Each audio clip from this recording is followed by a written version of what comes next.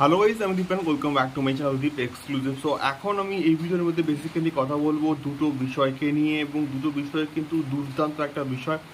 So প্রথমে আমি অবশ্যই আসবো স্ত্রী টুকে নিয়ে, এবং স্ত্রী টু এর সেকেন্ড উইকের যে উইকেন্ডের বক্স অফিস কালেকশনটা, যেটা ট্রিমেন্ডাস লেভেলের হচ্ছে, এবং যার ফলে এটা অলরেডি গাদার টু বলো বা অ্যানিমেল বলো বা আমাদের ইভেন জওয়ান, তার যে বক্স অফিস ফিগার তাকে কিন্তু জাস্ট ছাপিয়ে দিয়েছে অন দ্য সেকেন্ড উইক। শুধুমাত্র সানডেতে, মানে সেকেন্ড সানডেতে কিন্তু এই পার্টিকুলার প্রজেক্টটা অর্থাৎ স্ত্রী টু কিন্তু প্রায় 41 কারোর্সে কিন্তু কালেকশনস করতে পেরেছে, এবং মানে পুরো উইকেন্ড মিলিয়ে কিন্তু, মানে সেকেন্ড উইকেন্ড মিলিয়ে কিন্তু স্ত্রী টু প্রায় 93 কারোর্সের কিন্তু কালেকশনস করেছে, যেটা সত্যি বলতে মানে অবাক করা কিন্তু বিষয়পত্র। এবং এটা বস হওয়ার ছিল, মানে হওয়ারই ছিল।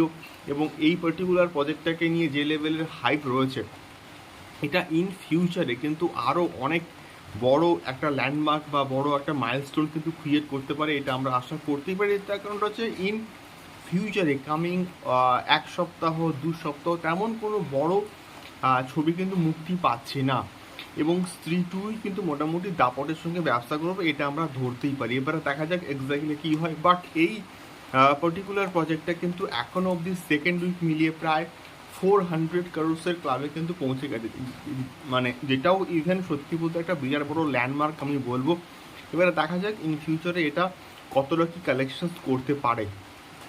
দ্বিতীয়ত আমি আসবো অবশ্যই হচ্ছে ইয়োধরাকে নিয়ে, এবং ইয়োধরার কিন্তু গতকাল একটা ফার্স্ট লুক কিন্তু রিভিল করা হয়েছে, যেখানে আমরা সিদ্ধান্ত চতুর্বেদী এবং মালবিকা মোহনকে দেখতে পাবো হচ্ছে মেন লিড কাস্টে। এবং সত্যি বলতে ফার্স্ট লুকটা বেশ কিন্তু স্টাইলিশড হয়েছে, এবং এটা আলটিমেটলি কিন্তু মুক্তি পাচ্ছে 20th অফ সেপ্টেম্বর। দেখা যাক কেমন হয়, বেশ অন্যরকম কিন্তু ভাইবস পাচ্ছি, এবং দেখা যাক কী হয়। আমার তো বেশ ভালো লাগলো ফার্স্ট লুক পোস্টারটা। তোমাদের কেমন লেগেছে অবশ্যই কিন্তু কমেন্ট করে শেয়ার করতে পারো। সবার লাস্টে অবশ্যই কথা বলবো ধুম 4কে নিয়ে। তো ধুম 4কে নিয়ে বিভিন্ন সময় বিভিন্ন নাম কিন্তু উঠে আসছে, ঋত্বিকের নাম বা আমাদের রণবীর কাপুরের নাম বা এসআরকের নাম। যখন যার হাইপ থাকছে তাকে নিয়ে একটা পার্টিকুলার পোস্ট করে দেওয়া হচ্ছে, এবং সেটা ট্রেন্ড হচ্ছে। তো এই সমস্ত বিষয়পত্রগুলো কিন্তু ঘটছে।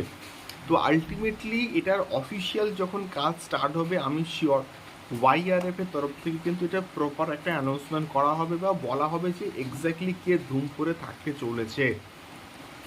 বাট এটাকে নিয়ে আলটিমেটলি কোনো রকম ফেক নিউজ বা ভুলভাল তথ্য দিয়ে এটার হাইপ বাড়িয়ে কিন্তু কোনো রকম লাভ নেই বলে আমি অ্যাটলিস্ট মনে করি। তো এটাই ছিল মোটামুটি তিনটে বিষয়। তোমাদের কি ফিডব্যাক অবশ্যই জানিও কমেন্ট বক্সে শেয়ার করে। দেখা হচ্ছে পরবর্তী ভিডিওতে। টাটা।